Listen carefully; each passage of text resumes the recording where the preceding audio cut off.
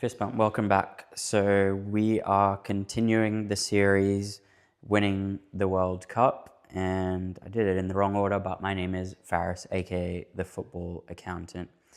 So we have looked at Argentina, France, and Germany already, and today we are continuing looking at not too in-depth tactical stuff, I wouldn't say, but again, just the overall trends of what makes a good World Cup team.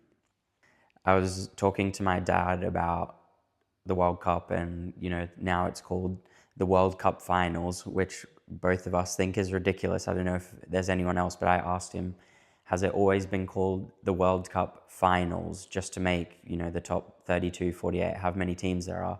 Has it always been called the World Cup Finals? And he said, no, it's somewhat of like a new trend to call it that. And I think for me, that means you then have the World Cup Finals final, right? Which just sounds really ridiculous. And I hear all these records of like this person has scored the most goals at World Cup finals or in a World Cup final, and they're very different.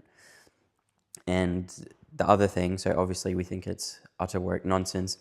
And then the other thing, when we were watching the championship and watching the playoffs this past season, again, didn't realize it before, not sure if it's a new thing, but the team that wins promotion during the playoffs gets a trophy, right? And both of these things, calling it the World Cup Finals, like being able to say as a player, obviously it's still impressive, but as a player saying, I played in a World Cup Finals when you didn't play in the final, right? Or winning a trophy when you might have finished sixth in the championship, but you got promoted.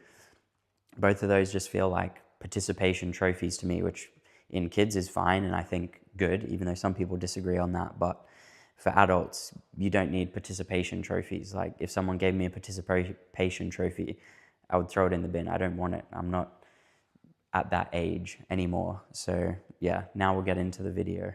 Lessons from Spain 2010. So again, this is the few sort of core points that I remember from these teams before I go back or have gone back and watched a few games and looked at all of the lineups and minutes and all of that kind of stuff. So the first one is tactically, which I think most of us probably think of when we think of Spanish football, which is pass, pass, and pass again, right? This team was at the height of tiki-taka, at the height of Barcelona's powers under Pep Guardiola, and the spine of their team reflects that, which we'll get to.